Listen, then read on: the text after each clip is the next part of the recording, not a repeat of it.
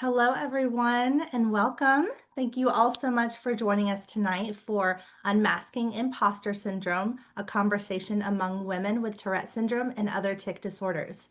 My name is Haley Carlton, and I am the Youth and Education Programs Coordinator at the Tourette Association of America. I also have Tourette Syndrome, and I will be your moderator for this program. Tonight's program is being provided as part of the Tourette Health and Education Program in partnership with the CDC. The views expressed by speakers and moderators do not necessarily reflect the official policies of the Department of Health and Human Services, nor does the mention of trade names, commercial practices, or organizations imply endorsement by the U.S. government. Participants will have the ability to engage in a Q&A discussion with our speakers, so please feel free to place your questions in the Q&A box throughout the discussion. After the session, we will be asking attendees to partake in a brief survey to let us know what you thought of tonight's program.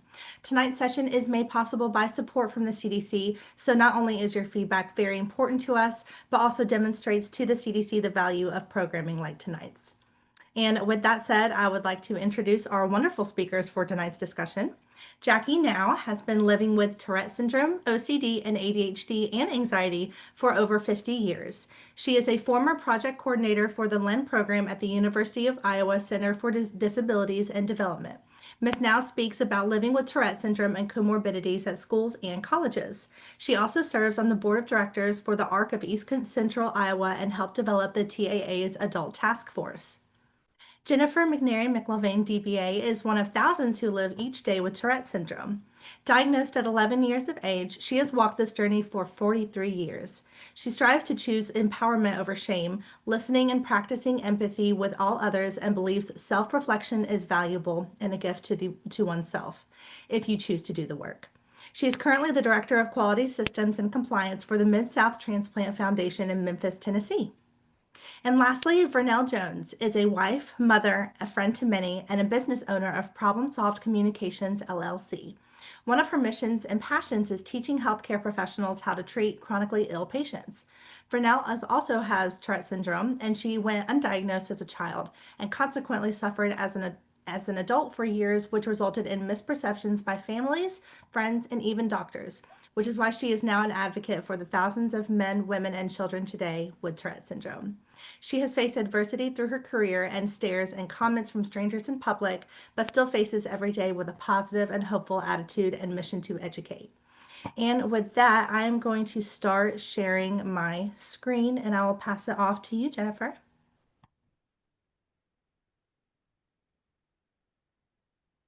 Great.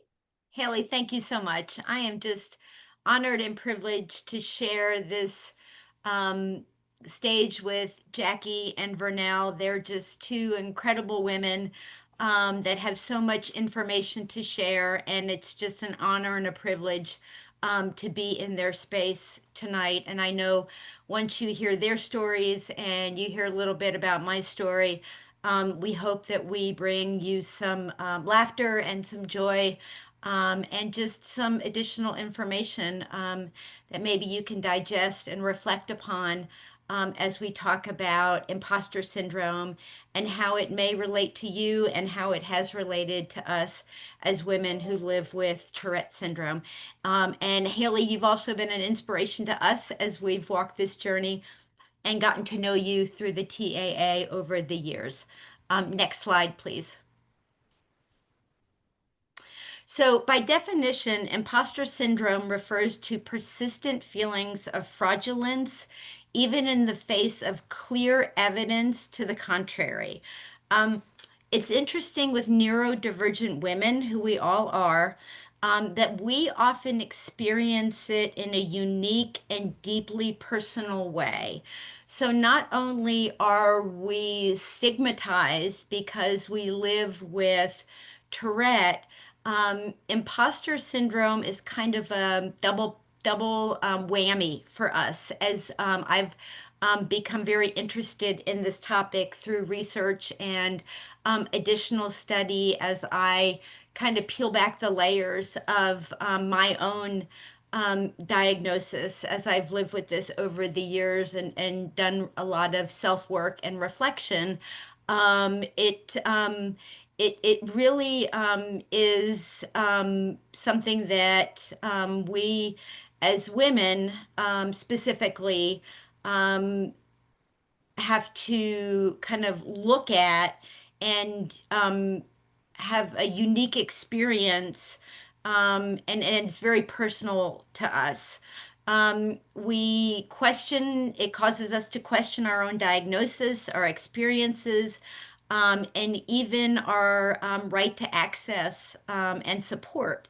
And why is that for neurodivergent women? Um, we as women, and specifically neurodivergent women, absorb messages that we struggle, that our struggles, are personal failings, rather than signs of a neurodevelopmental condition. Without clinical knowledge and diagnosis or a framework, we develop our own coping mechanisms. And I'm sure many of you have done that. We kind of tell ourselves a story, um, and we kind of live with that story until we get that diagnosis. We develop our own coping mechanisms. Perfectionism, we overwork, we people please, we do a lot of masking, right?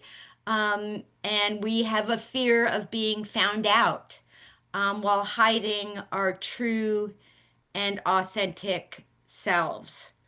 I'd like for everybody just to take a minute and think about if this is relatable to you, and if you struggle with imposter syndrome.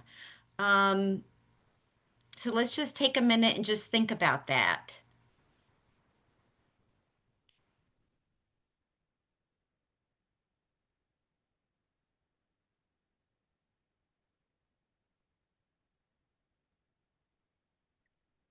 If that's something that resonates with you, it resonates with many. I know it resonates with Jackie. I know it resonates with Vernell, and it certainly resonates with me.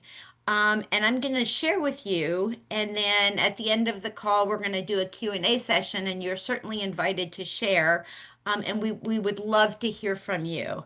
And I think imposter syndrome shows up for me most in the workplace.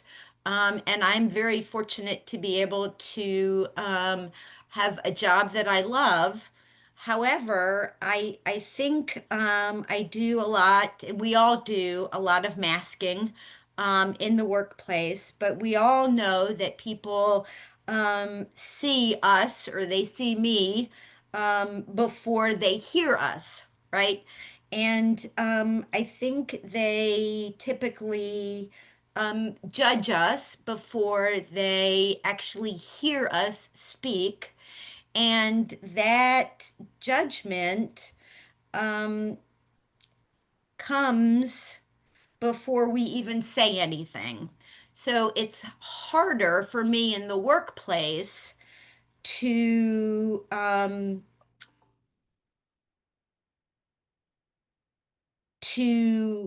build my case, to have my voice be heard, to um, I find that at times my voice is less than. I have to fight harder. I have to make a harder argument. I have to be more convincing in my arguments. I have to be more on top of things, because I feel like I am judged, even though I do have the education and the experience to be at the table with my peers. I think in my head, I am not, because I am judged consciously or unconsciously. I am judged, and I think that's my imposter syndrome. It's that persistent feeling of being fraudulent, and then being neurodiverse, with Tourette's. I feel like I have to constantly fight harder. I have to make I have to be more detailed in my argument. And there are times that I do feel like I'm not heard, and it is difficult. So in my work experience, it's just really comes out, and it's much harder. And some of you may be able to relate to that. Um, and just think about that. Where in your life may this show up? So it's just it's a constant fight and battle that we all have to struggle and challenge with. And there are ways that I cope with that, and I try to reframe consistently. I try to recognize and journal and reframe and be positive, think towards the positive. But it is a constant battle that we deal with. Next slide, please. So, how do you break free from this imposter syndrome, right? So, recognize that masking doesn't erase the neurodivergence that we struggle with. We all have to acknowledge that we're surviving, right? So, it really is kind of necessary in some situations, and we do it to survive. And we have to do it. That's why at the end of the day, I would bet most of us on this call are just when we get home, we just let it all out, right? Because we have to. We just let it go. But understanding that masking is survival. Reframing your diagnosis as an explanation, not as a test. I'm not out there to test anything. It's my explanation, it's my reality. Your experiences are valid, even if they don't match those of someone else's. This is your story, this is your life. It is valid, it is of value, and it should be told and it should be shared. And you have every right to be where you are, and no one should tell you that you don't. Find community and validation. And I think that's why that's why Jackie's here. That's why Vernell is here, and that's why Haley champions what she does. This is community. This is validation. You have women on this call that support you every step of the way, and that's what we're trying to build a community of women that can support one another, connect with other neurodivergent women. And that's what we're trying to do. It's very affirming. It can counteract self-doubt and provides a sense of belonging. And just being in space with one another via Zoom, via on a Facebook post, via on a phone call. It just can be very validating. And rewrite your narrative, imposter feelings thrive in silence and self-doubt. When we don't talk about it, it just grows. It's like a fungus. It just grows and grows and grows and grows and grows. Break the silence, get work to remove that self-doubt. Be open, discuss your struggles that we all face. The barriers can be dismantled, and every experience is valid, and you can learn something from every experience. I think one of my favorite things that I'm learning to say to myself is that I'm trying to stop saying, and I don't know if other women on the call can relate to this, is not I'm trying to say, why is this happening for me? What can I learn about this? And why is this happening for me instead of why is this happening to me? And if I just change that one word, it kind of reframes for me. So let me figure out, why is this happening for me? So what can I learn from it? And that's hard. That is hard to do. And that for me takes time to figure out for me. The real imposter is not you. It's outdated. Let it go. You are strong, independent women, and we can figure it out. We can figure it out together. You're not alone. Claim your space, your identity, and your truth. And those are some of the things that you can do to combat this imposter syndrome that we all face, I think, if we reflect and think about it. Next slide, please. Thank you, Haley. So the other piece of research that I kind of came across that I think Jackie and Vernell both were interested in just kind of talking a little bit about, and there's probably more work to be done in this area around neurodivergent women. It's called rejection sensitivity disorder.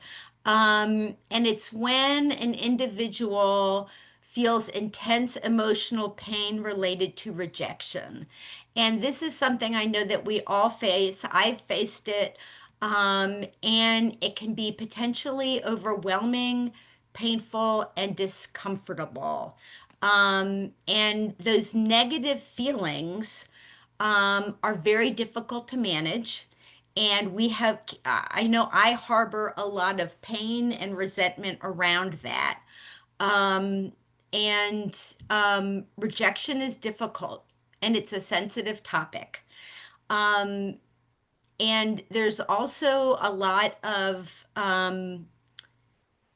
emotion that comes around that, and it's difficult to manage, and it can be overwhelming and uncomfortable and very, very painful.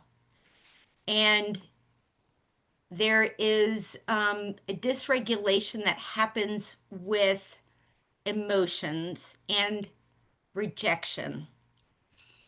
And I did a little bit more research around this, and what I identified, or what we identified, is that it's kind of akin to the concept of um,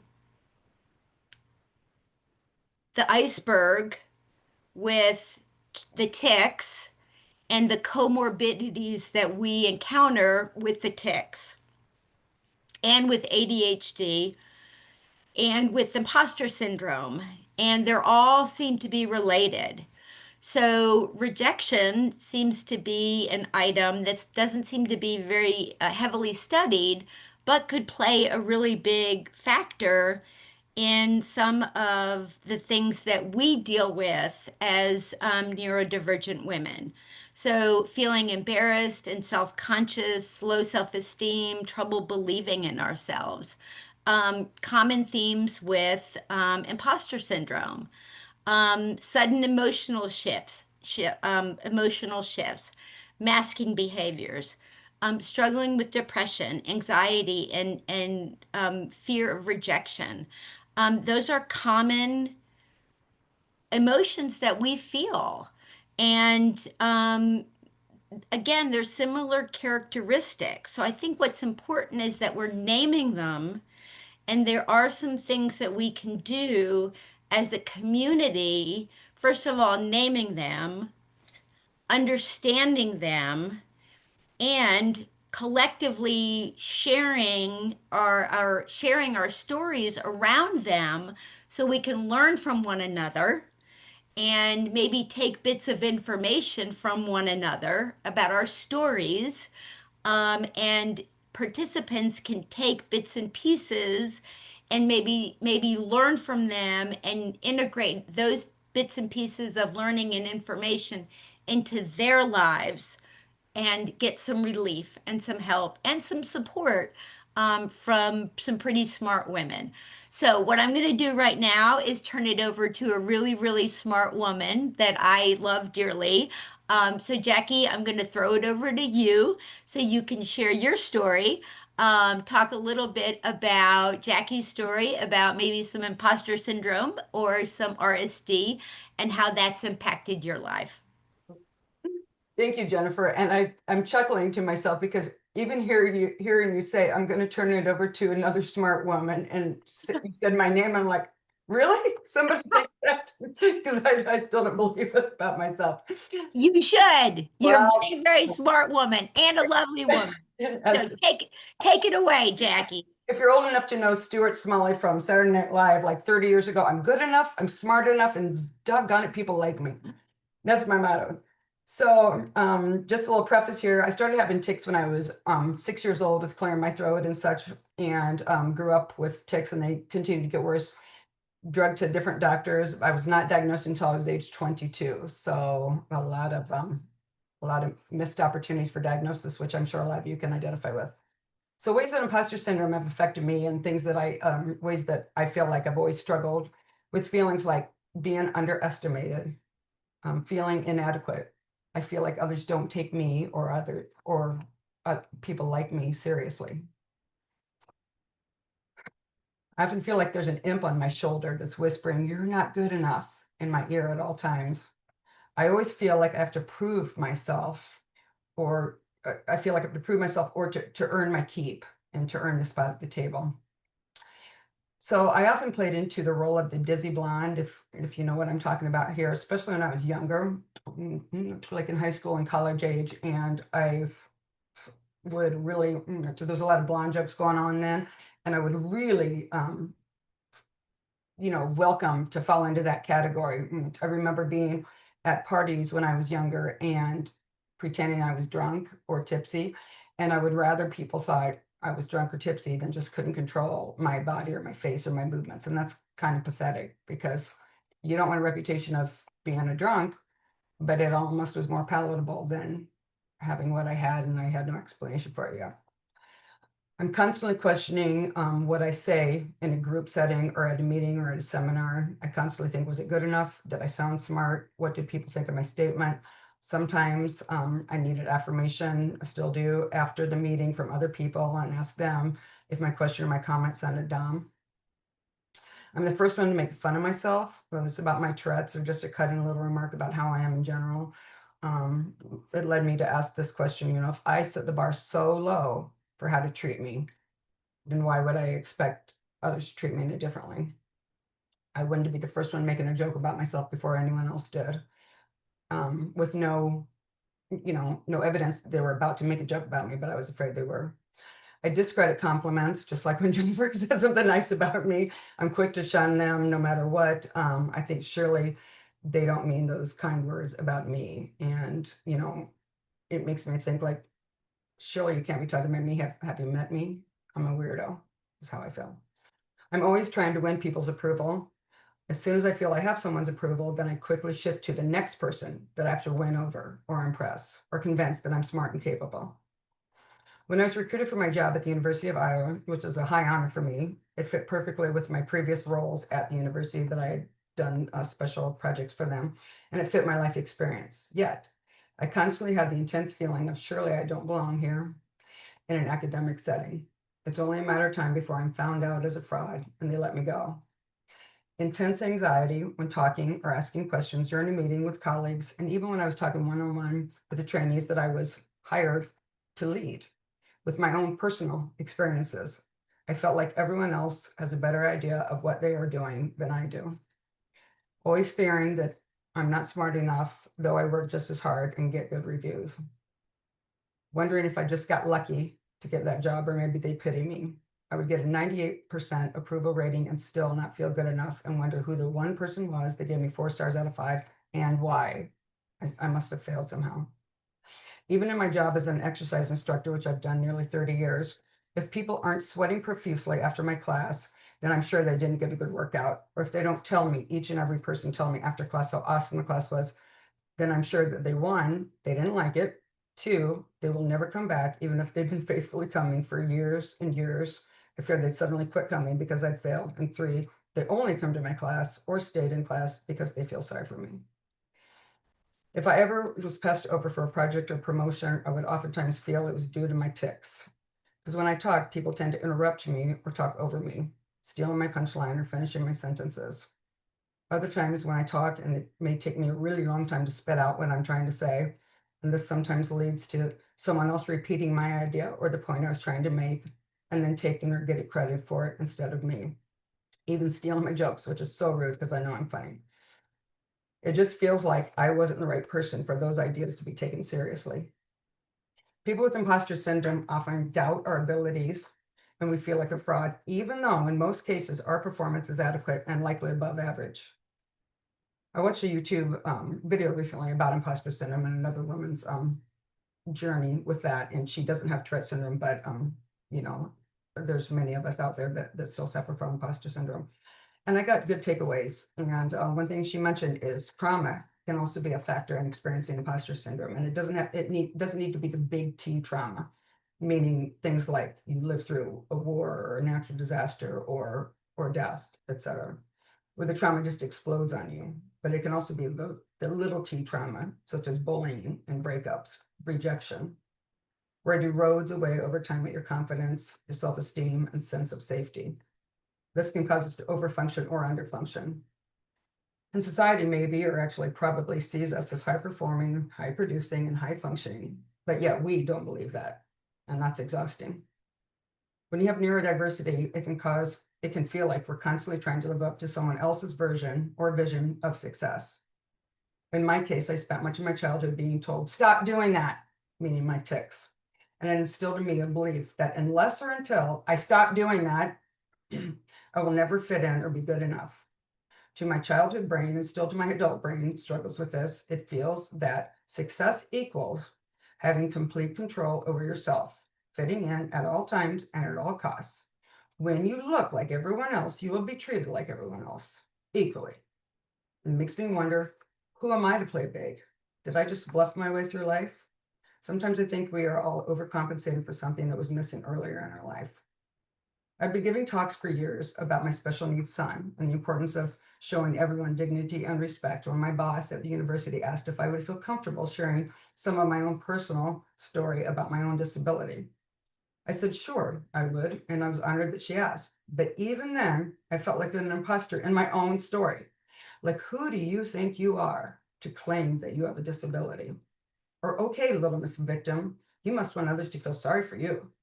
You think you have it so bad? Well, just look at how much worse other people's disabilities are, as if having Tourette syndrome and all its dirty little friends are a piece of cake. I didn't even feel worthy of having the label of being a person with a disability. Not that I was ashamed to have one. After all, my precious son had a significant disability, and my life's work is advocating for people with disabilities. But I still felt like a fraud, even in this population, meaning I didn't quite fit in with the real world people. But I also don't quite fit in with the disability population because I was too functional and not disabled enough to claim that title either. It's hard to feel as if you never fit in, especially when you've tried so hard your entire life to do just that. Having Tourette syndrome and the co-occurring conditions is already exhausting, mentally, physically, emotionally, as well as living with high-functioning anxiety. But adding on the extra work of trying to prove to yourself and to everyone else that you're not an imposter and that you deserve a spot at the table is also exhausting, mentally, physically, and emotionally. It feels as if there are two versions of myself. The one who has a disability, has needs, feelings, wounds, and is desperate to unclench and relax, but also the performative me, who is polished, upbeat, and successful. I even wrote a book that was published in February called Tick, Click, Jerk, and Hop, about my story with Tourette's, my children's book. And it still left me feeling somehow I tricked the system into believing in me. Despite working twice as hard, we fear being only half as good. But when it's all said and done, I choose to live by the motto that Dr. Seuss told us as kids: why fit in when you were born to stand out? Thank you. And I'll move it on to Vernell now.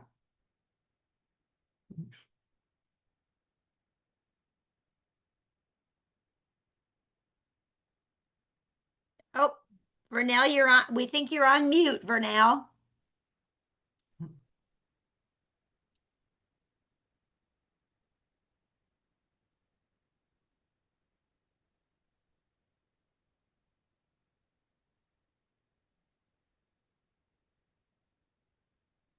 We see you, Vernell, but we can't hear We you. can't hear you.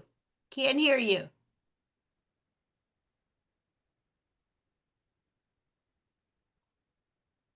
Not yet. Hey, can you hear me now? Yes. Okay. So I had to keep myself on mute here, but Alec, that was really hard to come after that, Jackie. She's hard to follow. She's a hard act to follow. But I want to say thanks to everybody on the call.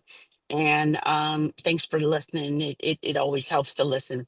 But I do have Tourette syndrome, and it makes it even more difficult because it's not the only thing, that I have. I just tend to champion for that one, but I also have several other conditions that cause me pain and embarrassment too. So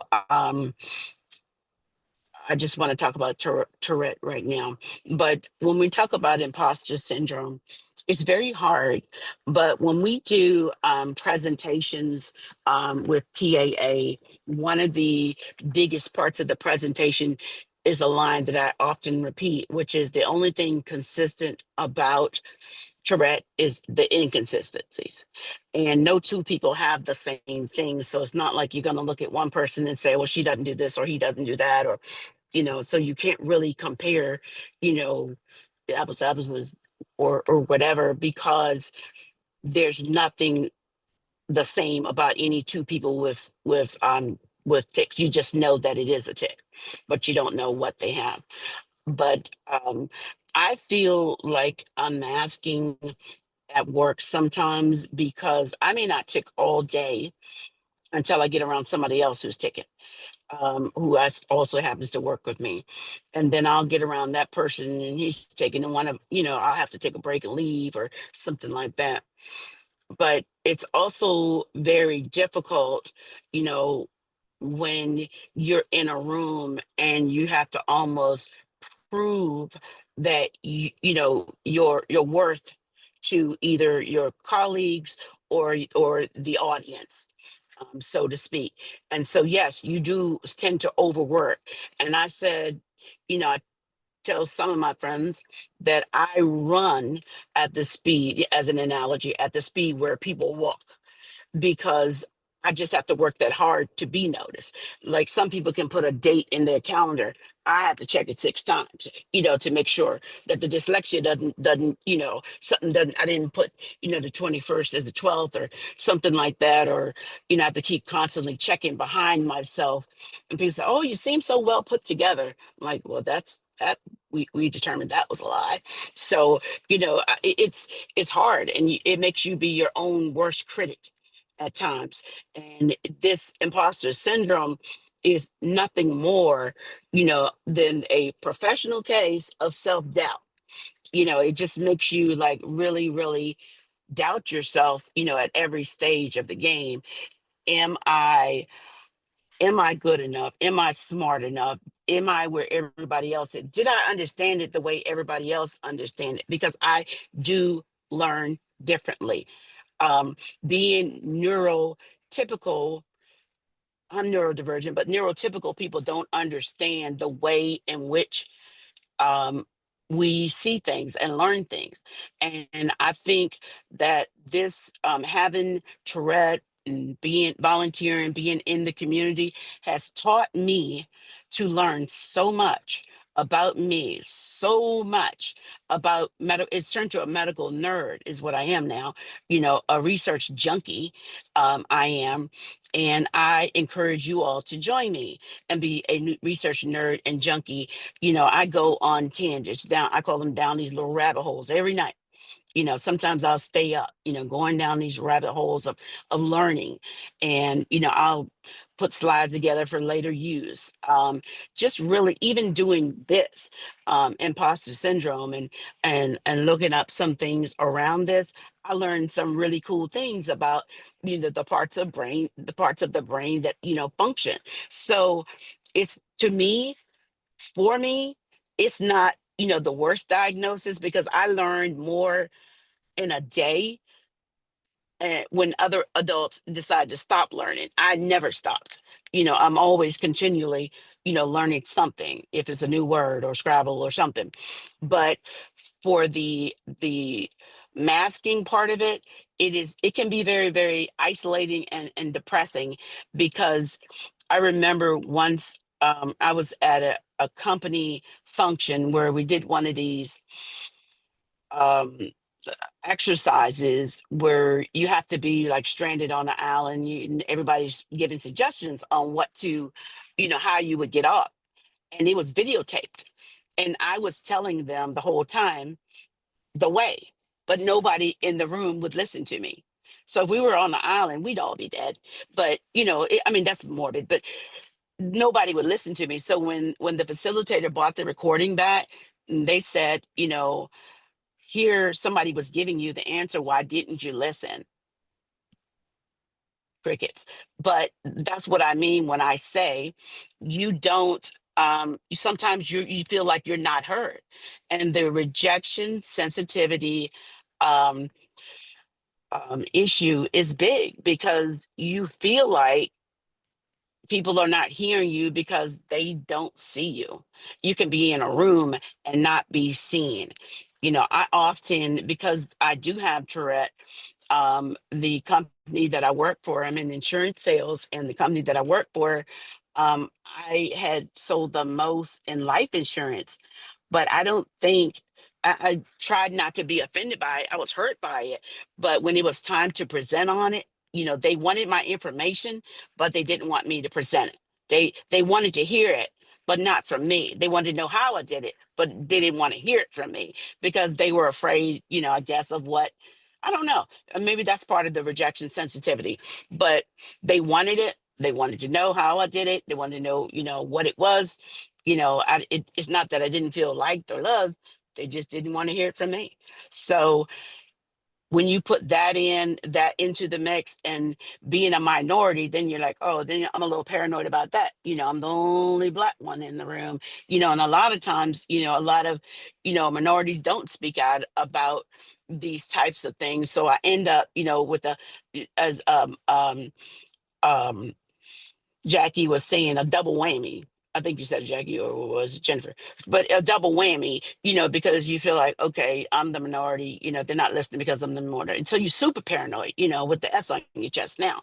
So I'm just like, okay, so, but at the end of the day, I try to either, like, when it's showtime, I'm all the way in the front and I don't see what's going on behind me, or I'm all the way in back and I see everything going on. It just depends. So, I just like make it fit, for the moment. So that part makes it difficult, but I survive because, I work hard, I'll try hard. And then I guess the big rejection sensitivities, if I fail, I fail big. I feel like I fail bigger. I fall harder from higher. So that's always hurtful, when I feel like I've failed. When I do fail, or it gives me, I pity myself for a couple hours, couple debate days, depending, and then I get back up and try twice, three times, four times harder. So that's how I make that work for me. And with that, I'm gonna throw it back to Haley, I guess, or I'll throw it back to Jennifer. Who wants to catch it? Well, I think thanks to Jackie and Vernell and Haley and I think that is the conclusion of our slides. We do have some questions that have come in the chat, and we do have some questions that have come from the group that were submitted online from individuals that when they registered for the webinar. So I do have those on a slide. Haley, I don't know how you want to proceed with our Q&A session. So Yeah. we'll let Yeah, we'll that's let one. you facilitate that. How about that? Okay. Hmm. All right. So I think before we go ahead and dive into questions, first, I do want to thank all three of you, and I'm going off script here, for just being amazing role models for women and those who live the female experience who have Tourette syndrome and tic disorders, and how just empowering this whole entire session is, and hearing from all of you. As someone who also has lived experience with Tourette syndrome and imposter syndrome, it's refreshing. But anyway, yeah, before we dive into slides, I do just want to share a couple things here. Sure. We do have some upcoming programs and events to look out for. So we do have on October 28th an evening with author K.E. Simmel. And then on November 18th, Competency Bias with Patrick Pagliarulo. I'm sorry, John Pagliarulo. No, Patrick Pagliarulo. Forgive me. Competency Bias, what it is and how to overcome it. And then we do have our gala, our annual gala coming up in November, November 7th. So that is an in-person event. Tickets are still on sale. So please feel free to join us. And then TicCon National Conference is going to be in person next year in Nashville, Tennessee. So be on the lookout for more details there as well. And then, as I mentioned earlier, your feedback is super very important to us and helps us provide quality programming to members of the Tourette syndrome and tic disorder community. So if you could please take a few moments to fill out this brief survey, letting us know your thoughts on this program. I'll also drop the link in the chat for you as well. And as we are filling out that survey, let's go ahead and dive into questions in our Q&A and chat. So the first question: what advice do you each have for a young adult starting to navigate college with coprolalia? And for those of you who do not know, coprolalia is a complex vocal tic in which one shouts obscenities or inappropriate words or phrases. So can you hear me? Mhm. Okay. So advice on that for young adults starting college. My the best advice I would give you is to get some information to the people around you from the Tourette Association of America, and let them know what it is, because at some point the corporate area may be offensive to someone and you want them to know sooner rather than later that it's out of your control. So that would be the best advice I would give you firsthand. And to have that little card that we have available, it's a card that said, why do I act like this? And you can just have it on you. If somebody, you can hand it to them or show it to them, and it just says, why do I act this way? And you can put your name and information on the back, and there's a little QR code on it too. So that would be the advice that I would give a young person, is to either have somebody do a virtual presentation for some of your surrounding classmates or whatever. Yeah, and I would second that, especially if for your classes, for your professors, let them know, be transparent and just let them know that's what it is. This is what it is. If you're comfortable, share your stories, share your story. Um, I have gotten into the habit of when I get on an airplane, I carry the card with me. I also carry, I shared this on a previous session. I'll carry chocolate bars with me as well. So when I get on the plane, I hand the flight attendants a card and I say, this is what it is. And I give them just some chocolate bar just to say thank you so much. Just if you'll keep an eye out for me, because people, as you know, are very cruel. And it's nice to just have somebody to look out for me, because I'm alone. Um, so I need to find an advocate. So if you can find an advocate or two, that's the second piece of advice I would give you. A buddy, somebody that can help, just kind of keep an eye out for you in certain places. That's always helpful. So tell your story, share your story, be empowered by your story, um, and just try and find a buddy, try and find an advocate, and or an adult that can advocate for you. So that would be some guidance to give you. I don't know, Jackie, if you've got anything you want to share.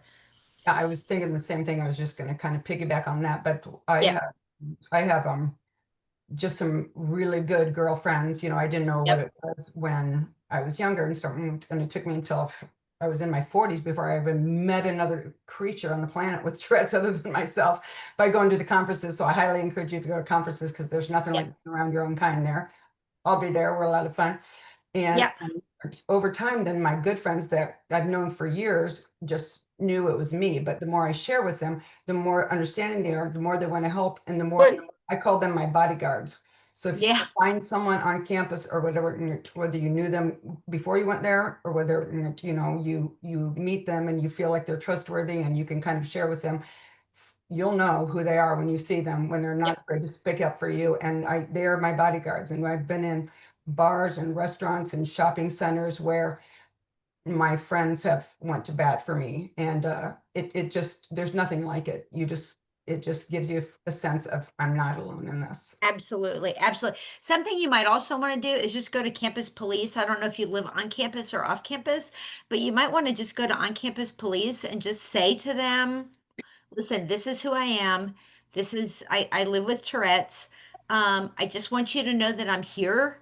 That there you may hear complaints, you may not hear complaints, but just know that I'm here. And I don't if you live in a dorm or if you don't live in a dorm, I just so that they're aware that you're there. Um, because there may be bullying involved. It's just better to let those people in authority know Be um, proactive.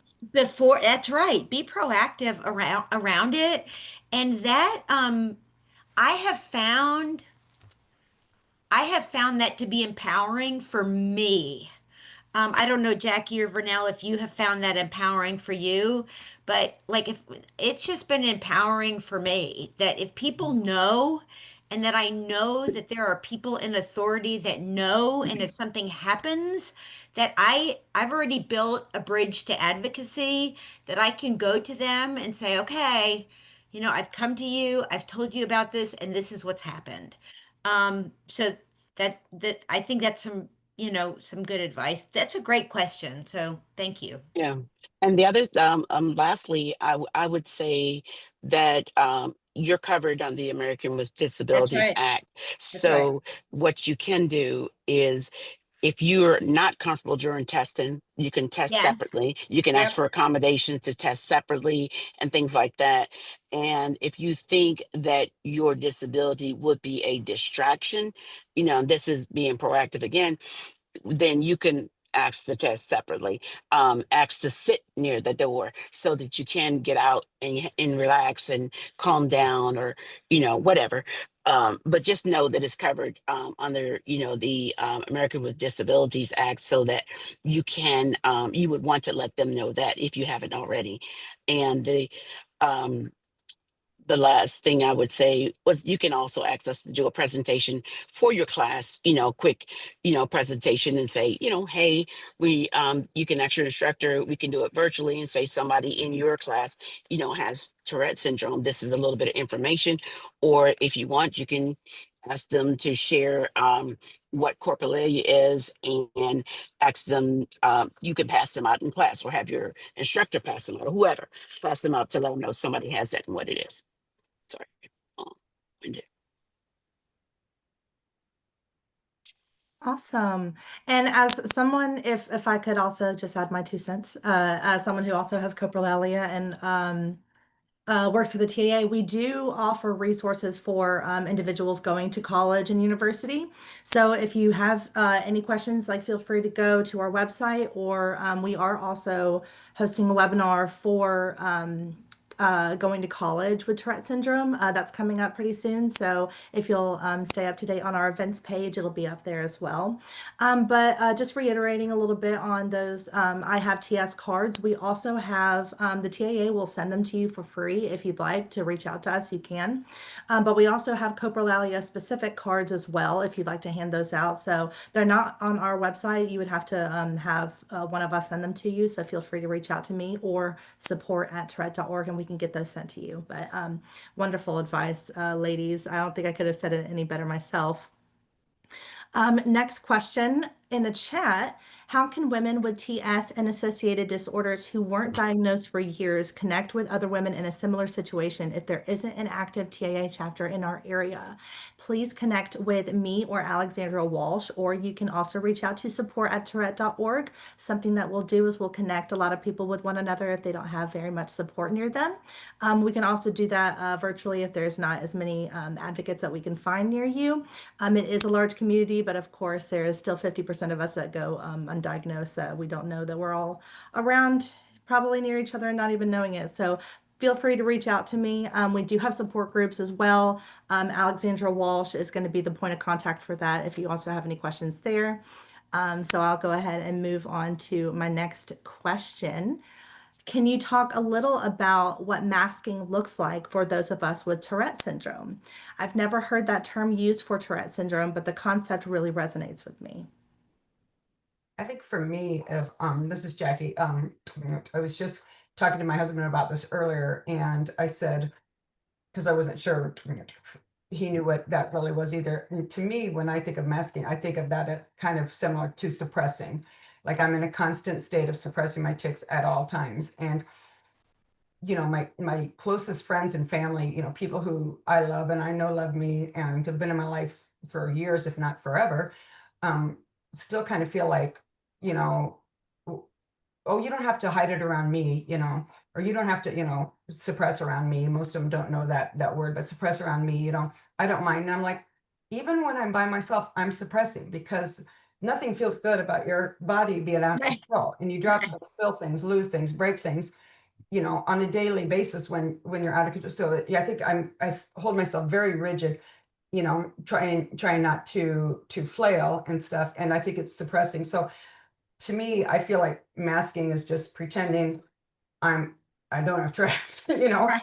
It's suppressing. It's just pretending that I'm just like everybody else and I don't have what I have. But that's just my take on it. Yeah, I think it's kind of a survival strategy, really, when you think about it. And it takes a lot of energy and mental focus just to suppress. I think to Jackie's point, it's just like suppress and it's self-talk. Like, okay, I need to really focus on being still. I need to focus on um, minimizing the tick. And you can only do it for so long. And I find myself doing it in situations where I know I'm going to be judged in high pressure situations where there's going to be high prejudice, high judgment, where there's going to be um, a high likelihood that I'm going to be perceived as different. So it high pressure situations, um, and where there's a high likelihood that I'm not safe. Um, is really where I'm doing a lot of that masking. Yeah, and it just sucks the life out of you. Um, and yeah.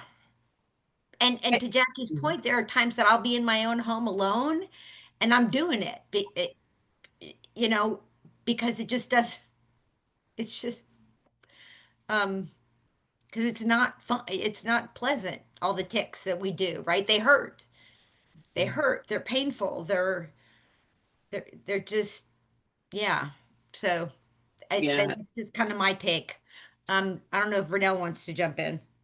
Yeah, Jackie and I have both had the same neck surgery. Same, have had the same neck surgery. I don't think we had them at the same time, but we had the same surgery, which likely came, from the ticks. Yeah. But the masking to me feels like fooling yourself into thinking you're not who you really thought you were, and Yeah. just to find out you really were who you thought you were. So, if that makes sense. I know it doesn't, but I wanted to answer one of the questions from one of the questions that came up first. It was how it says how do I get to the point of not feeling broke? And I want to tell you how I did that. Um, I got 2 jobs. Kidding. That was a joke. That was a joke.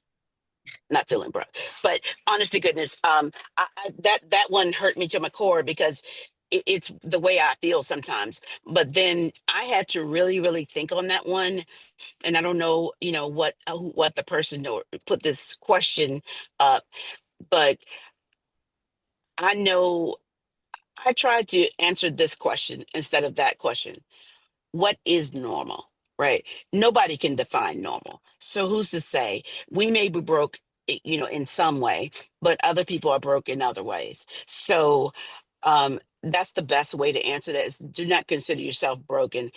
I believe in God, but whatever you believe in, I believe that that's how I was made. And it is how I am. It doesn't define how I am. It says who I am, not how I am. So for the person who said that, if you are listening, you are not broken. You are exactly who you're meant to be, and that is who you should be. And so don't feel broke. You're not broke. You just need to find out who you are, not how you are. You are exactly who you're supposed to be. And once you find your niche, you will never ask yourself that question. You are not broken. None of us are broken. Very well said. Very Yes. good. Love it. Very well said.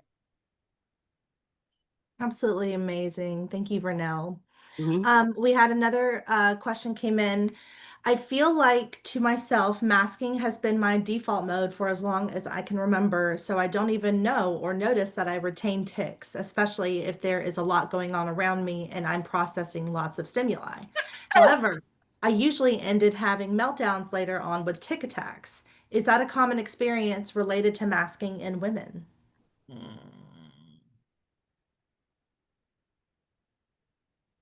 That's a hard one to answer because, like I said, everybody's situation is different. So I can say about the meltdowns that if you're constantly, going through what you're going through and masking them at some point, yeah, you will have a little a bit of a tick, fest, I guess, where you're, ticking, ticking, ticking, and you can't stop. And that's stress. That's stress on the body, so, um, and that is like I'll let anybody else answer that, but I wanted to segue into another question that I saw about tics and pain and share something that I found out the hard way. So, as a person with tics, with degenerative joint disease and pernicious anemia and autoimmune gastritis and a lot of diabetes, type 1 diabetes and neuropathy and things like that, I spent some time in a pain clinic. And what I found out the very first week, where there were no dishes to put in the dishwasher and there were no husbands to clean up after and there were no phone calls and things like that, I found out that my pain, a lot of it was coming from directly from stress. Some of the pain lifted as I didn't have the stress that I had. I found that out the first week. So the chronic pain and fatigue from my fibromyalgia, that's one thing. But a lot of the pain that I felt came directly from the stress of everything that I was dealing with. So there was no dishwasher in that pain clinic. There was, nothing else to distract me from learning what I was trying to learn about myself. So when you start compartmentalizing, where the stress is, where the pain is, and substituting, some of the positive for the negative. So the second thing I found out at the pain clinic was there were people, I was having chronic, pain all over from arthritis and things like that, but in my legs. And I looked, and there's somebody there dealing with chronic pain with no legs. And I'm like, okay, yeah. So, I'm feeling, kind of silly for complaining now, I'm feeling bad, so that's just, who I am and how I am. But stress creates pain. So the more positive energy you can take in and put out, back into the universe and take in and put out, I think that helps a lot. It really just did. And the more that I lived and breathed that, the more that I found myself in less pain. That does not mean that I'm pain free, but that means I can get out of bed now. I no longer, live and to the point where I can't get out of bed. That's what I'll say about that. So. Wonderful. Thank you so much for now. We are cutting a little close on time. So before we call it a night, I do want to go ahead and go to my next slide here and let y'all know. Now, Jackie did put this in the chat, but I wanted to let you know that there is some exciting research studies that are currently open and actively recruiting participants. So related to the theme of tonight's program, you'll note that in teal on the screen, there's a study related to women titled Unraveling the Tapestry of Tourette's, a Lifespan Exploration of Women's Unique Experiences and Challenges. So if you're interested in learning more, please feel free to visit our website. I believe Jackie also put her contact information in there as well. And then lastly, support from our community continues to make these and other programs possible. So if you enjoyed tonight's program, please consider making a gift to the TAA so we can continue to provide quality programming for our constituents. We greatly appreciate everyone on this call this evening. Thank you so much, Jennifer. Thank you, Jackie. Thank you, Vernell. Thank you to all of our amazing attendees. This was such a wonderful session. I'm never disappointed with you three. This is always exciting, especially as someone with Tourette and imposter syndrome. There's so much more I'd like to say, but we're going over, so we'll go ahead and call it. So thank you so much, and we wish everybody a wonderful evening. Thank you so much, everyone. Thank Thank you. you, everyone. Thank you, everybody. Being here. Take Thank care. you. Bye. Bye. Bye.